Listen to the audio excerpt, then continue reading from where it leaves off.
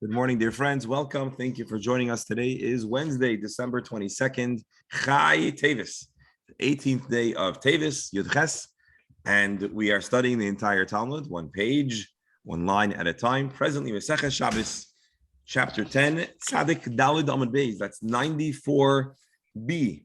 We're dedicating our learning for the well-being of our dear members of our Chabura and their families. All prayers should be answered.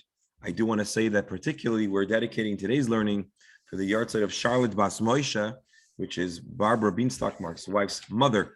And Barbara and Mark, I know Mark we see him, but I know Barbara is an important part of our Gemara Chabur as well as many of the Noshim Tzidkanius are. And so we'll dedicate today's learning specifically for her mother's yahrzeit, which is today, Charlotte Bas Moshe, and of course in prayerful wishes of a complete and speedy recovery for Leah Bas Rita, Malka Bas Rivka, Chaim Baruch Eliezer ben Musa Esther, Ludmila Bas Nejada, and for all of our dear members of our Chabura, particularly now. There's bugs going around. Everyone should be healthy and well and unscathed. And we add also prayer for Menuchas HaNefesh along the way to wellness, which is certainly a gift not to take for granted. Where we're holding, so we're in that Mishnah, interesting Mishnah about the transportation, the carrying, the haitzah of human beings, live or unfortunately not alive. And although we are towards the end of that discussion, I told you we would go to Tosfos inside, and what was confusing is the way the texts are linked in this particular part of the Gemara. So let's share the screen. We'll see the Tosfos. I shared a lot of the themes externally, but not within the text. And it's an important enough text. With your permission, I would like to share it and review it together, and then we can move on to other interesting and important conversations. So let's share the screen. I'm also going to hit mute all just because of some background noise, but as always, my request, please unmute to share questions, comments, or just to keep things interesting. And thank you all. Here is the screen. No, there we are. Okay. So as you may recall, we discussed two opinions. Can you carry human remains, a deceased person or not? The primary perspective, of course, is not, no, you may not, because you're not allowed to carry anything. And ostensibly, this is the perspective of Rabbi Yehuda. Rabbi Yehuda and Rabbi Shimon are frequently barei plukta. They are frequently sparring halachically in these mishnahs, in these discussions. And the first opinion, the Tanakama, says that no, you may not carry human remains of any dimension or size. But Rabbi Shimon would permit this act. He would permit carrying human remains. And the explanation given is that this was consistent with Rabbi Shimon's long-standing, well-emphasized position that a malacha she'eina tzricha legufa, a malacha that doesn't have something, which is what we're discussing. It's not used for its essential purpose, or it's not desired, or it's not for the service of the very item that you're doing, keeping it vague. So then you're pater. What that word means, what does it mean, malacha she'eina tzricha legufa?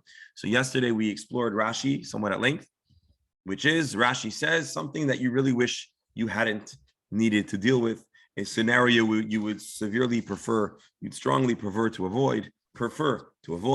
So for example, le'aleinu, a person to have to deal with a deceased individual is very undesirable. It's something that we very much not like to have to deal with.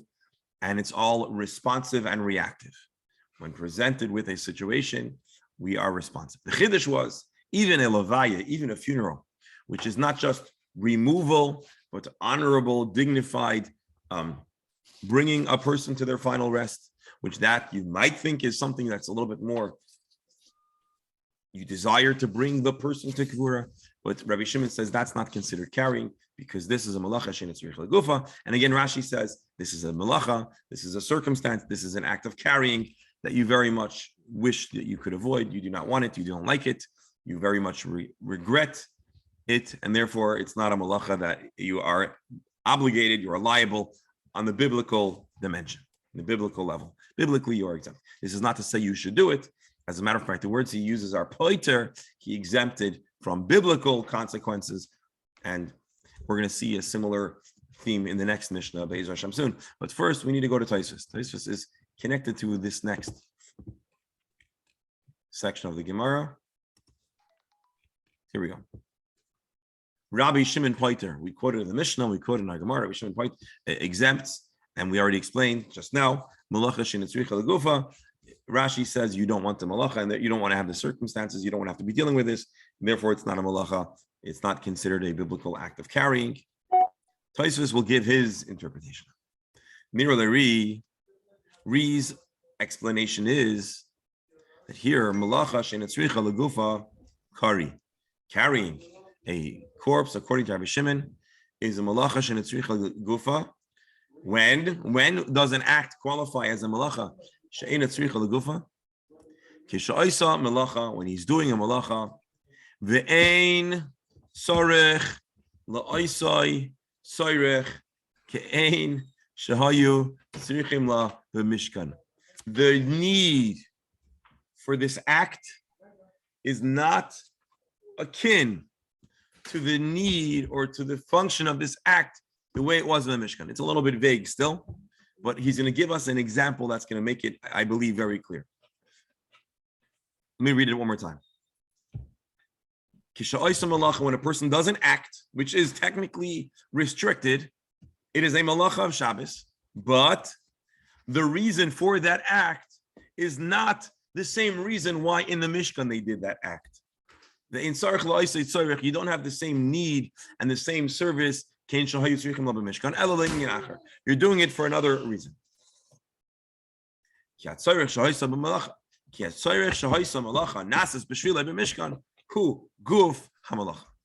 The function of a certain act, any malacha, 39 malachas, all of those acts, the way they were done in the Mishkan, that is called gufai. The essential definition, the essential body of malacha. Who goof isser hamalacha, visharshoy, and the source. So again, Tosfos, as we recently discussed, has a very strong association between the malacha, or I should say, a stronger degree of connection and association between a prohibited act, the malachis, and the way they are in the Mishkan, and it deeply informs his philosophy and his understanding and his definition of malacha. And so guf melacha, the melacha, is the act the way it was done in the Mishkan. Now, the frize, and therefore, a melacha she'eina tzricha legufai, it means an act that's being done, but you don't need the result or the effect as it was in the Mishkan. Interestingly enough, I would say like this, in this case, I think Tosfos' definition works well with the phrase "Eina tzricha legufa." You don't need the effect the way it is in the Mishkan, but it's conceptually to understand it's a little more of a stretch. But let me just read a little more to show how he explains how it works practically, and then I want to discuss. Now everything is going to work out. Everything makes sense. When a person transports human remains, ein sarech lemes, there is nothing that he needs of or from the mess. He has a responsibility to transport the mess.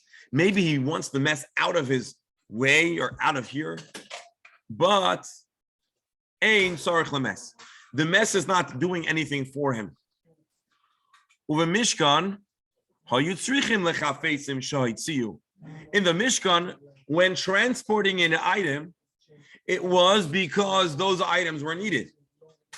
Usually, you go to the store, you transport something because you want those things.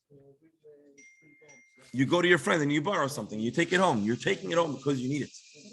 A mess, a human remains, is unique in that body is not going to do something for you. Therefore, this is not the definitional act of carrying, of removing that was in the Mishkan. Again, in the Mishkan, you carry something because you want to do something with it. You want it to contribute something to you. A mess contributes nothing to you.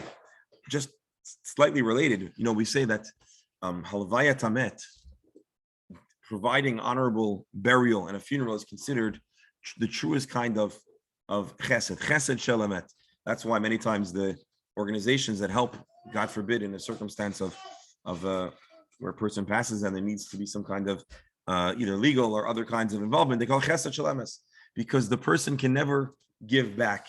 The deceased cannot give back in a tangible and material sense to those that are partaking in their funeral. And so similarly here, the mess is not bringing or giving you anything. It's not doing anything. You're not going to use it for any kind of function that's going to contribute to you.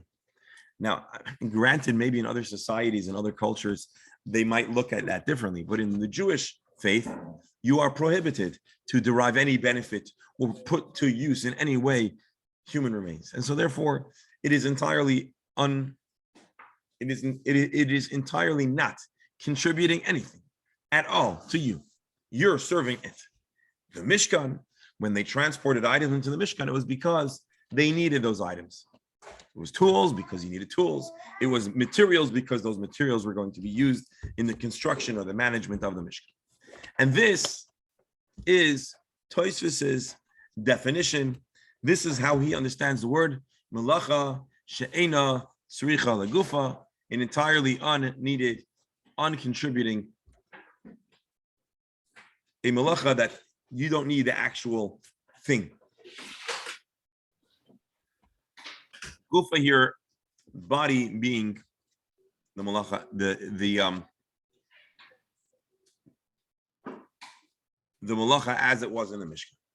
So let me just add one more thing. So again, Tosfos says a malacha in the Mishkan, a malacha on Shabbos has to be very similar to the malacha in the Mishkan. If it varies, it's less likely to be a malacha. So for example, carrying where you need the item carried, that's considered carrying. Carrying where you don't need anything out of that person, that's not considered carrying. But just to make sure that we understand that clearly, Tosfos gives us other scenarios in the Gemara where we also apply potentially the same principle. So nachash, and I mentioned this to you orally yesterday. For example, another example, trapping a snake shelo yishachenu to avoid its bite. Einoi tzarich lenachash. You're not doing anything. You're not trapping it because you want the nachash. You're not trapping it for its venom. Of course, I expressed a little bit of ignorance. I think another use for a snake might be its snakeskin. But when you're trapping a poisonous snake, your only intention here is to avoid the hazards of the snake.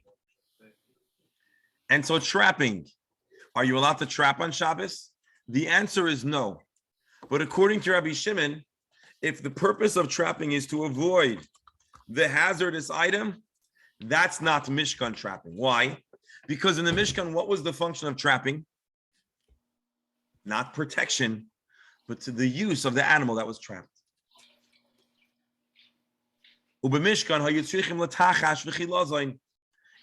the reason why trapping existed was because you needed to have the tachash skins, the skins that were part of the walls or the draperies of the Mishkan.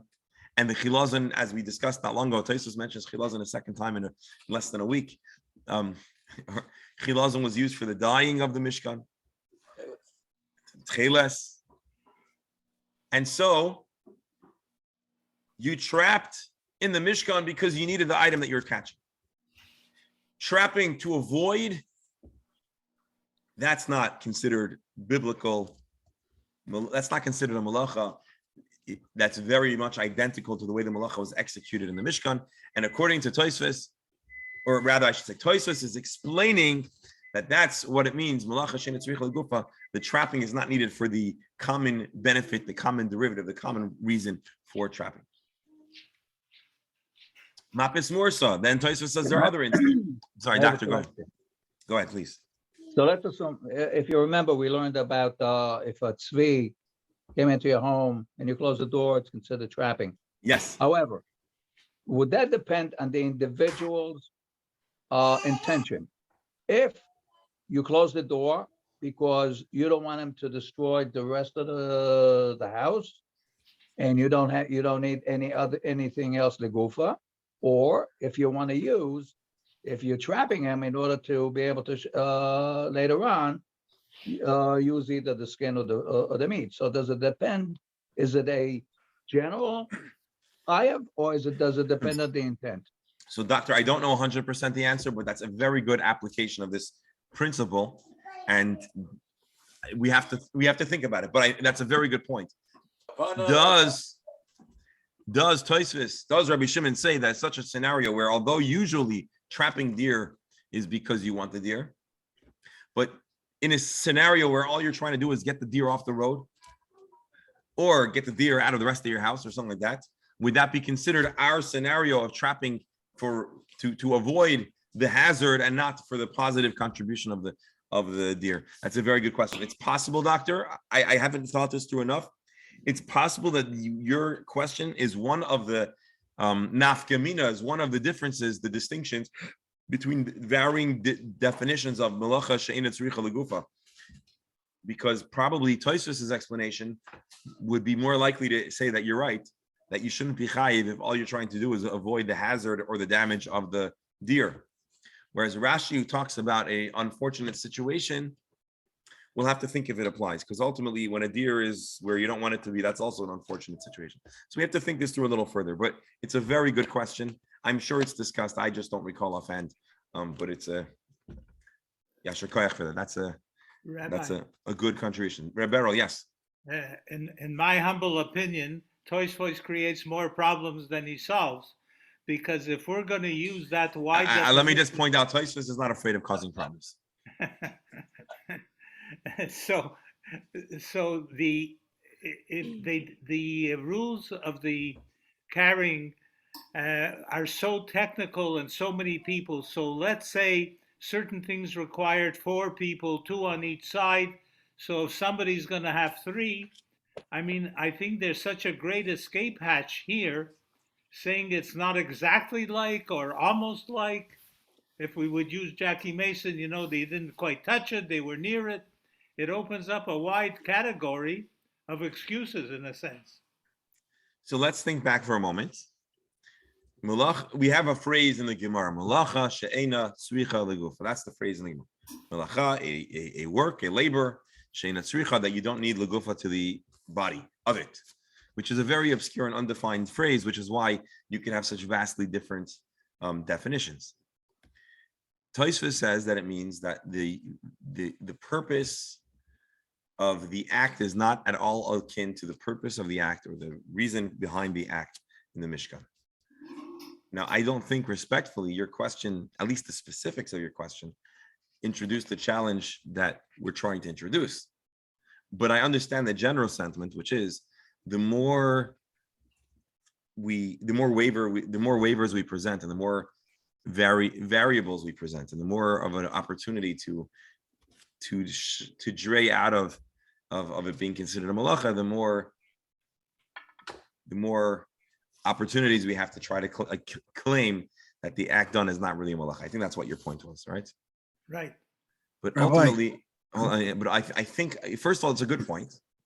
But ultimately, I think we walk away to each perspective is pretty strongly defined, and the same answer as I answered last time when we talked about people using other loopholes with carrying. Ultimately, the Gemara leaves us with pretty well-defined scenarios of where there's a leniency and where there's not a leniency. Our scholarship here is to understand more of the why behind those leniencies. So it's not like Tosfos is giving us a framework to identify more malachas that we can escape. Tosfos says, I know in the Gemara there are 8 or 9, and he goes through all of them. We're not going to go through all of them. 8 or 9 unique situations where there's a machlokes and the leniency or the principle of malacha she'ena tzricha legufa is employed. And Tosfos is trying to find a definition that works well with each of those scenarios. And by the way, Rashi also tries to find a definition that should work through all the scenarios. And as a matter of fact, part of Tosfos's process, and I know I'm giving you more than you bargained for with the question, but one of Tosfos's challenges to Rashi is Rashi would struggle to impose his definition on some of the scenarios where malacha she'ena tzricha legufa is used. But suffice it to say, yes, the more we create waivers or scenarios that are not considered malacha, the more we, at least in theory, introduce additional areas where we might want to wiggle out of malacha. So that's a good point. Alan, our kohen, b'vakasha. I brought up the idea or the problem we have on Sukkot when we sit down to eat, in the Yes. sukkah, The bees. we get full of bees, Mhm, and we trap them with a plastic glass. mhm, And at the end of the meal, we just let them go. mhm. So So I was according just to- wondering when I asked you the question at that time, I was just wondering whether it was okay or not. But now I see it's okay. No. Hold on. I have to. No, it's not okay. He just According made to that Rab, point. according to Rabbi Shimon, again, that's why we always say the Gemara that we study is academic. It helps us understand the building blocks that led to the halacha. But we should not stop right here and say, oh, because Tosfos is spending all this time defining malacha she'eino tzricha legufa, and the scenario that we mentioned is trapping, it means we're allowed to trap. No, it means that Rabbi Shimon allows under certain circumstances. I shouldn't say allows. Rabbi Shimon says that trapping under certain scenarios might not be a biblical prohibition. That's nowhere does it say that it's permitted. It just might not be a biblical prohibition. And we're discussing the reason why. Rabbi Yehuda, who generally is the accepted halacha in these scenarios, says that you, or at least partially incorporated into the halachic practice, says you're not allowed to trap. And you're not allowed to do anything because it's possible that malacha she'eino tzricha legufa is not, at least in its entirety, a heter that we would be allowed to employ in our practical Shabbos, week-to-week Shabbos observance. So, Rabbi, If you could trap a snake because you don't want to get bitten by it, you don't know whether it's poisonous or not. okay, so The pikuach, same with the bees. We don't want to get stung.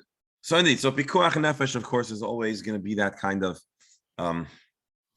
the point where you're allowed to protect human life, even at the expense of Shabbos. Bees, I don't know. We have to look into halacha. I'm not certain, unless a person is known to be allergic to bees, which then is quite serious. But generally speaking, it's preferred to. But again, anyway, okay, it's preferred. It would be Rabbi. preferred to use Mark's, I think, solution. But yeah, I think we have to always remember here that when it says patur, it doesn't mean that it's allowed. It's just patur from chatas. yes, pater aval aser. Right. Rabbi, I think the solution for this chavura is to find a Karaite Jew who only goes midoraisa, and we'll see where they draw the line. Rabbi, the shita from a famous rabbi who dove Ben Eliotzi Halevi to the Cohen's question is, so be it. Famous rabbi. Thank you, Dr. Hammer. But you're welcome, Professor. Trying to think of the way the acronym will be used in scholarship. Just don't get stung. Oh, By the way, Beryl, as far as the Karaite, excuse me, at one point, they constituted a very large percentage of the Jewish population. And as far as I know, there was always a worry that may even overtake and become the majority. So don't knock the Karaites. There was a long period within Jewish history that they were quite successful number-wise. Listen, Menachem, have you ever gone into their synagogue in Jerusalem? They have some Yes. Sefer Torahs there, Yes, ancient Sefer Torahs. there's still a few left, but not many. They're You not, know why? If there's a scammer, Yeah. a Crimean Karaite who ended up dealing and doing a lot of business with a lot of the ancient manuscripts. He was a scholar and he collected and Rabbi Newman, welcome to your Gemara share. Thank you. I'm gonna sit in a little bit right now. I have to say a little bit social. Actually, the Crimean Karaites during the World War II, when Crimea was occupied by the Nazis, they applied to the Nazis saying that they are not Jewish. I think they did the same into the Tsar to avoid other consequences of the Jews, and they were considered a separate designation But by the way, first of all, yeah, the Karaite community and their history is quite interesting and varied and long. There was initially they were primarily in Baghdad and Bavel, and then there was a considerable that's in the time of Sadia and beyond, and then in Egypt, a lot of the writings about Egypt. It seems like until the state of Israel, until 48, I believe there were two coinciding communities: the Karaite community and the rabbinic and the traditional community. And there are throughout history many shailot tshuvot about marriage between them. So you have it discussed in the time of the Rambam and then the time of the Radvaz and etc. And it was a complicated question. And from the question, it's clear that although they had very different, or I shouldn't say very different, they had quite diverse and divergent Jewish practice. It seems like there was a lot of cross. There was degrees of marriage and other social connections. It's not necessarily the case that Karaite Judaism is more lenient, number one, but number two, one of the big problems of Karaite Judaism is that although the movement claims to be a movement around the written text, but the written text is necessarily warrants definition and explanation. And so most movements that try to adhere to a strict textual reading inevitably just invent their own interpretations that which mimic in the creativity, or many times warrant the same criticism that they try to give to the Gemara, the Chazal's definitions of Karaite. But anyways, but it's a cute point and a good point and a fascinating history.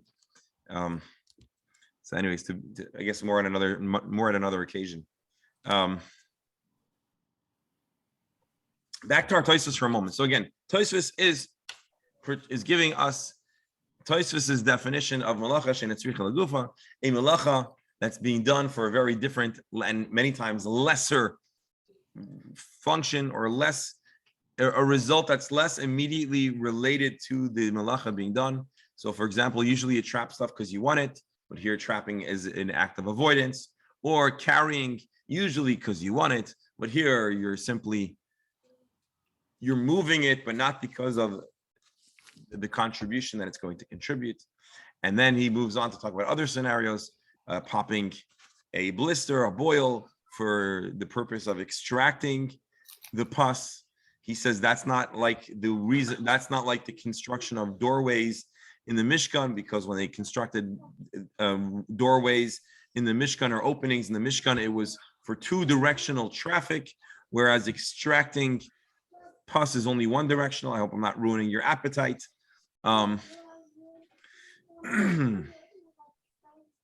Similar to killing dangerous critters. Again, this is according to the opinion that says malacha shein netzricha legufa, which is Rabbi Shimon. He says that's not similar to slaughtering animals for their hides or for their meat. Similar to digging a hole, digging a pit. So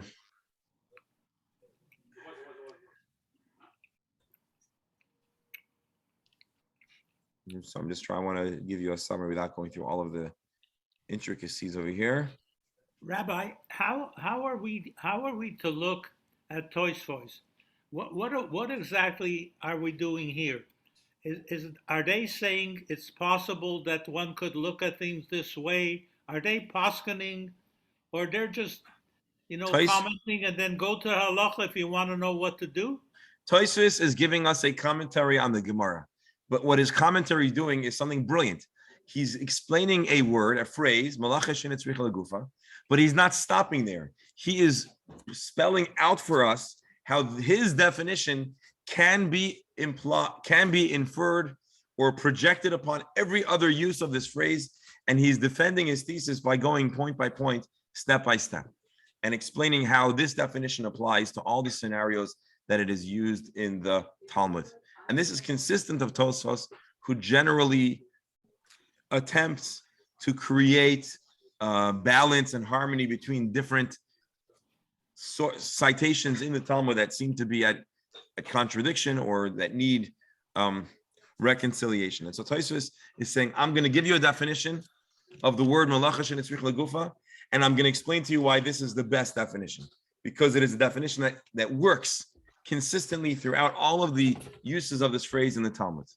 And then he takes it a step further and says, Rashi struggles with the consistency that I could present. And for that reason, Tosfos' understanding of the word to Tosfos is preferred to Rashi's. That's essentially what Tosfos is saying in a nutshell. Over here. And actually, I'll just show it to you clearly. Again, I'm not trying to show you the whole Tosfos. I just want, because this is such a central pillar of the laws of Shabbos, I felt that we would gain by exploring the text inside. Here. Now I'm just going to show, I'm going to skip all of this where Tosfos explains in other scenarios. And let's go. Virashi. Rashi gives a different definition of the word malacha, sheina tzricha legufay malacha, the pirish, the britzoyne lehoisa balai. He is unhappy. He really didn't want this situation to arrive. And the person doesn't want to have a snake, for example. He's getting rid of it.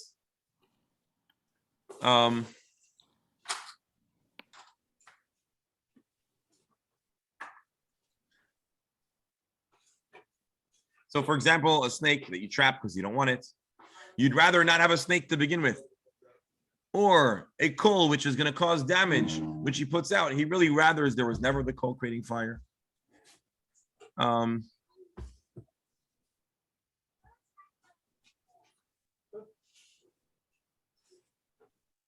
Tosfos says kasha.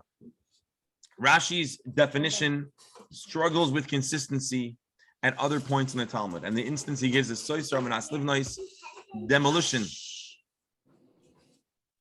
Demolition, which when you Rabbi Shimon has a viewpoint about demolition that's inconsistent with Rashi, and similarly when someone destroys something in anger, etc., etc. So I don't want to go through his whole point here, but I'm just showing you what Tosfos does. Tosfos gives a definition. He shows why it's consistent throughout the Talmud, and then he alleges that Rashi would struggle to present the same consistency throughout the application of the phrase malacha sheina tzricha legufa throughout the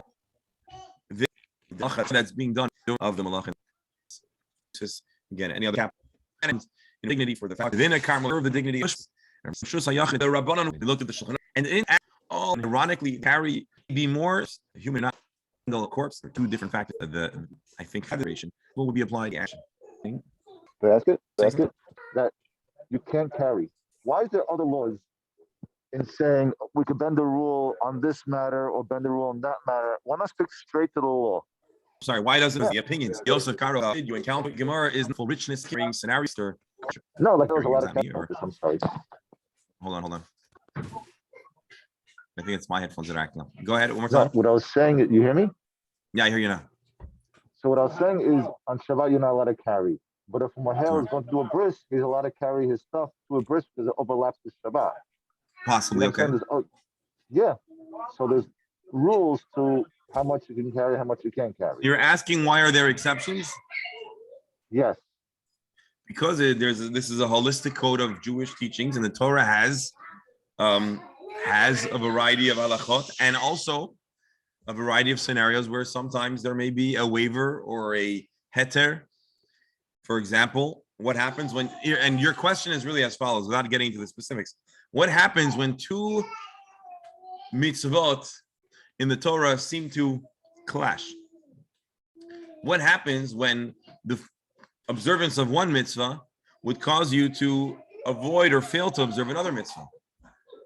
Then what do you do? And so then there are discussions and principles, and sometimes usually we say aseh doche lo taseh. Sometimes a positive commandment would override a negative commandment. And so, for example, although usually you're not allowed to cause harm to a child, but you're allowed to do a brit milah on Shabbat. You're not allowed to draw blood, but you're allowed to do a brit milah on Shabbat, right? Over there, you have a lo taseh of Shabbat, and you have a aseh of other time. And another example where we have this is you're not allowed to wear ch10. You're not allowed to wear a mixture of wool and linen. Although this is not a contemporary practice, but in the halacha actually possibly allows for a garment that's made of wool and the strings are, of linen, or vice versa. The Kohen Gadol in his garments has a mixture of wool and linen. And so sometimes you have a contradiction or an overlapping or a clash between two mitzvot. Sometimes the answer is you'll do one and avoid the other. Sometimes the answer is the reverse. On Shabbat, although there's a mitzvah to sound, on Rosh Hashanah, there's a mitzvah to sound the shofar. But if it's Shabbat, we won't sound the shofar because it was a gzeira, it was an added decree. But I'm just saying, so basically, It's not just a shofar, it's a lulav, shofar. Correct. And, Megillah. there's three things. So there is a complicated. I just learned that in the daf right now, by the way. Right, beautiful. So basically, the point is that you can't make a simple rule because there are always going to be unique scenarios. And I think we can be grateful for the fact that the Gemara and Halacha has that nuance to be able to say, listen, the Chachamim prohibit act X. They themselves encoded within this a waiver, a heter, under certain circumstances. But it's a good question, and it certainly makes us have to work a little harder and study a little longer. Rabbi Errol, yes? Rabbi, maybe it's good to remember historically where Tosfos comes so many years after and so many things occurred, which he can bring where they're at historically to the Talmud. So Tosfos, especially when it comes to factual questions of like the circumstances of human living, so that could be introduced into the conversation. But also, it's possible that we have a text, and the text can be understood from varying perspectives, and it's quite possible that these varying perspectives existed long before Rashi and Tosfos, but Rashi and Tosfos are work it through and committed to text. Another good example, and then we have to at least start the next Gemara before we end our time, is we have Rashi Tefillin and Rabbeinu Tam Tefillin, right? And so what is the difference between Rashi Tefillin and Rabbeinu Tam Tefillin?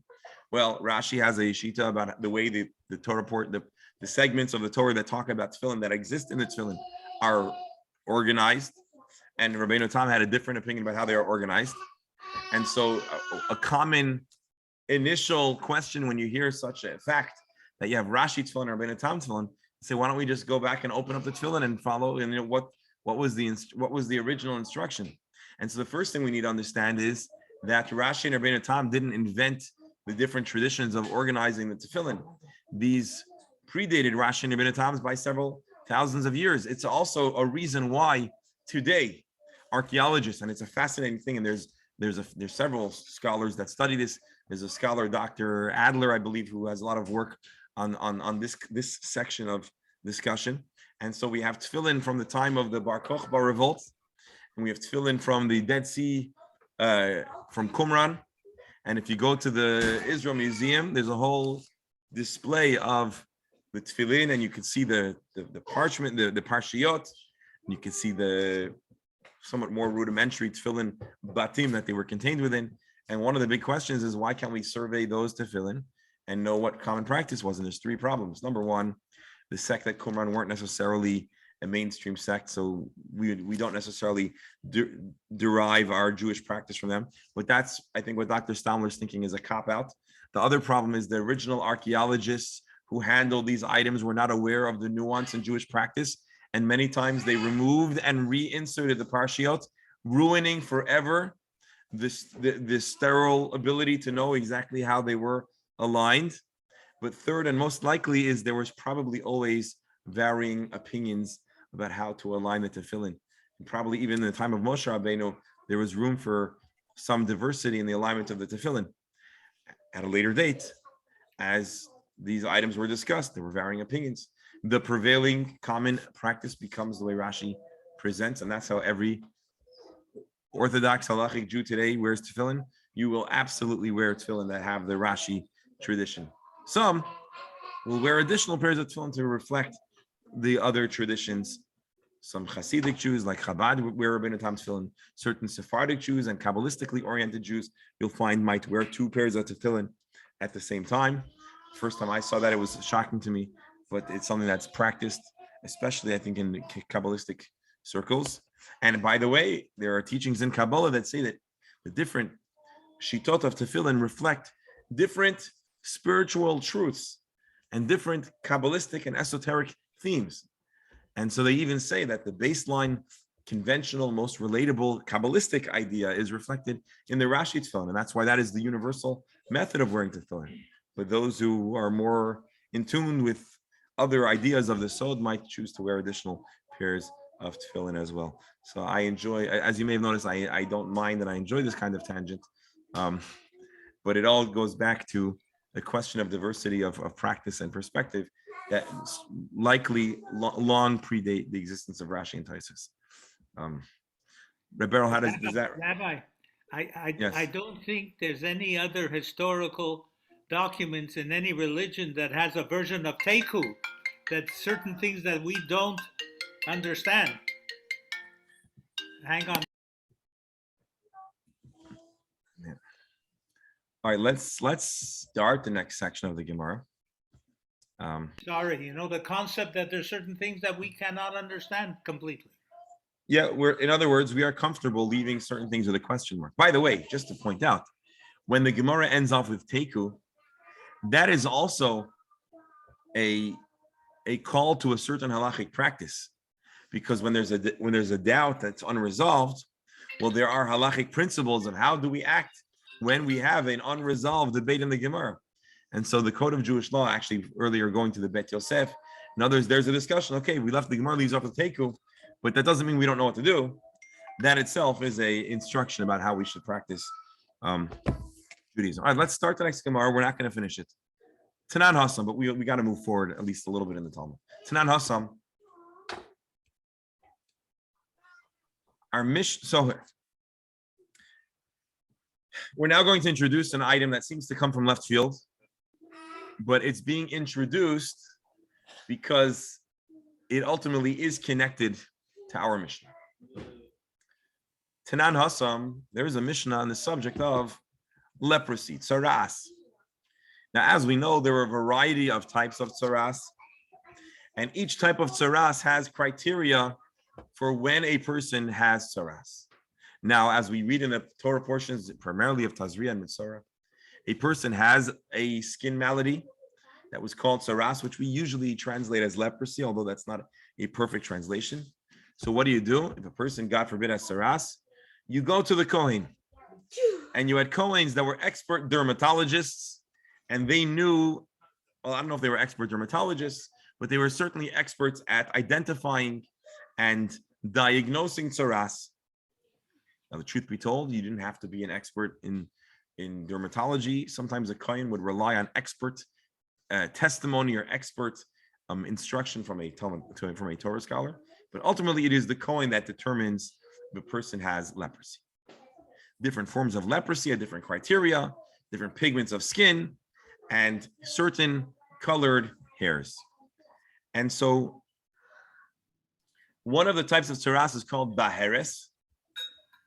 And part of the criteria to be baheres is a number of white hairs in the middle of the skin malady. Absence of those hairs, those white hairs, would cause a person to be unable to be diagnosed as having tsaras. If a person is unable to be diagnosed as having tsaras, they may avoid the technical consequences of tsaras, but that itself, the removal of these white hairs to disallow diagnosis of tsaras is a prohibition. A person is not allowed to manipulate or to mess with their tsaras to avoid the consequences. So we have a Mishnah that teaches like this. If a person pulls out, removes the white hairs that would cause a person to be diagnosed as tsaras. Or a person burns off skin that has the appearance of tsaras. Said they transgress a negative, a prohibition of the Torah. Rashi, the person plucks the signs of impurity. The two white hairs that are part of the package, part of the diagnosis of the skin malady known as baheres, a certain type of tsaras. One burns the michya. Michias basar chai, it's a certain kind of rawness of the skin. V'husimin tuma, which would also be an indicator of a certain type of tsaras, b'seis, the tsaras that's called a sa'es. By burning the skin, he changes the appearance of his flesh, and he would avoid being able to be diagnosed as saras. Now you're saying, why would a person want to burn themselves? Well, maybe the physical pain of burning is not as painful as the consequences and the costs and the isolation of saras. Rebbe, Rabbi, what's absolutely amazing, this would poskin that somebody who tests positive for COVID should not hide it. a person should not hide or avoid being diagnosed. Interesting. I'm not certain if the analogy is perfect, but it is certainly timely. It is certainly timely. So don't get a manipulated negative result if you're positive. I guess that's what we would say, or vice versa. Over Beloisa said the person transgresses a prohibition. Which one? Devarim Chav Daled, chapter 24 of Deuteronomy says, Hishomer benega saras, safeguard the nega, the tsaras. Lishmar ma'oid, to be very careful, v'lasois, and to do the halacha, to do kichol asher yoru etchem hakohanim, do precisely that which the kohanim halavim, the Levitical priests tell you, kasher tzivitim, as I've commanded you, tishmeru lasois, you must guard and do. So the Torah in Dvarim, Moshe Rabbeinu tells the Jewish people, he reminds the Jewish people to be extremely mindful, careful, and responsible about the saras. So we thus have a negative prohibition from manipulating and messing with saras. Now, that seems straightforward. Don't mess with your saras.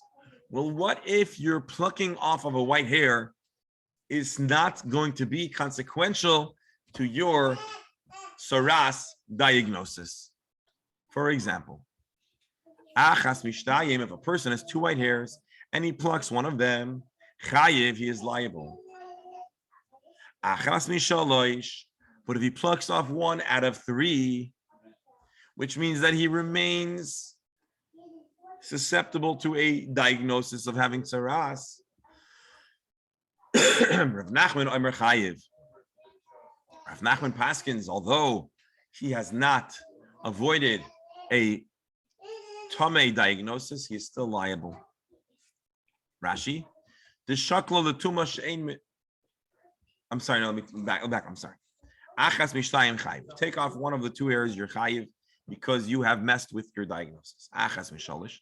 But if you only removed one of three, which means that there are two remaining hairs, which means the person can yet be diagnosed as having tsaras.